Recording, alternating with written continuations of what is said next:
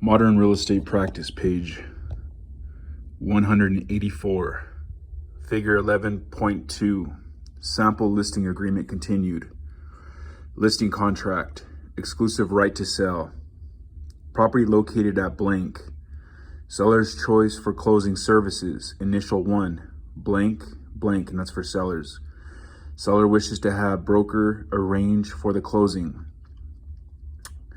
Blank, blank, seller shall arrange for a qualified closing agent or seller's attorney to conduct the closing. Additional costs. Seller acknowledges that seller may be required to pay certain closing costs, which may effectively reduce the proceeds from the sale. Seller understands that mortgage financing services are usually paid for by buyer.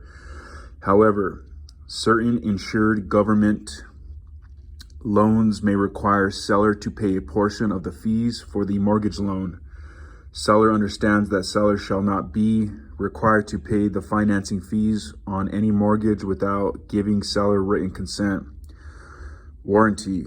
There are warranty programs available for some properties which warrant the performance of certain components of a property, which warranty programs seller may wish to investigate prior to the sale of the property.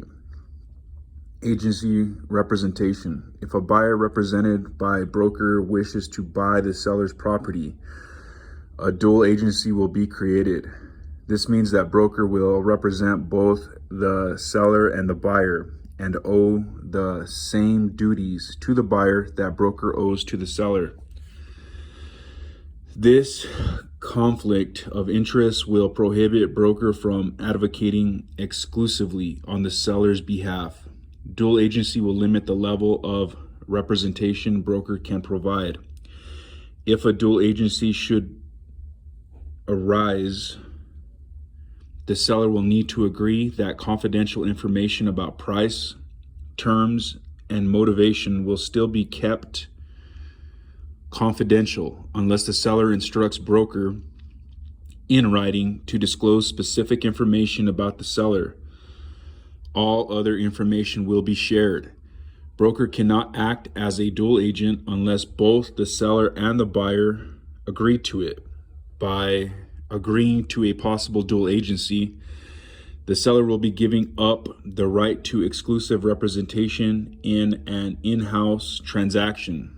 However, if the seller should decide not to agree to a possible dual agency and the seller wants broker to represent the seller may give up the opportunity to sell the property to buyers represented by broker.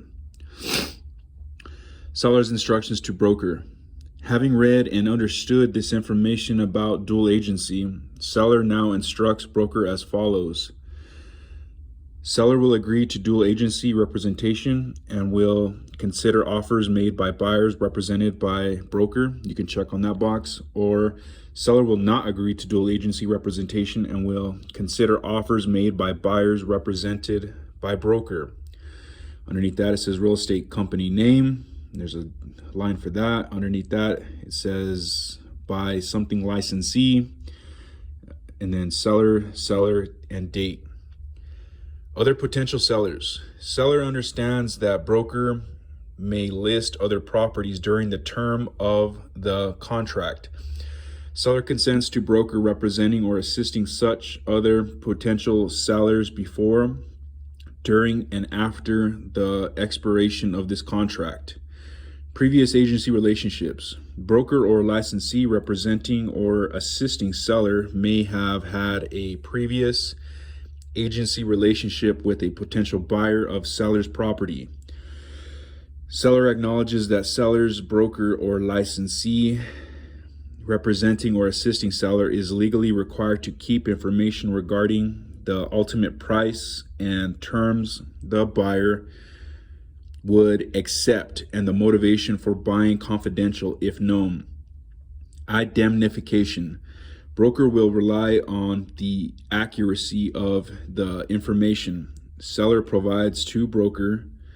Seller agrees to indemnify and hold harmless broker from and against any and all claims, liability, damage, or loss arising from any misrepresentation, misstatement, omission of fact, or breach of a promise by seller.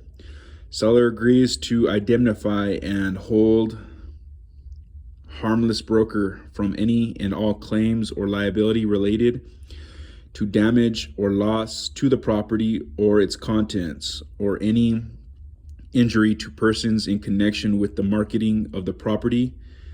Indemnification by seller shall not apply if the damage, loss, or injury is the result of the gross negligence or willful misconduct of the broker.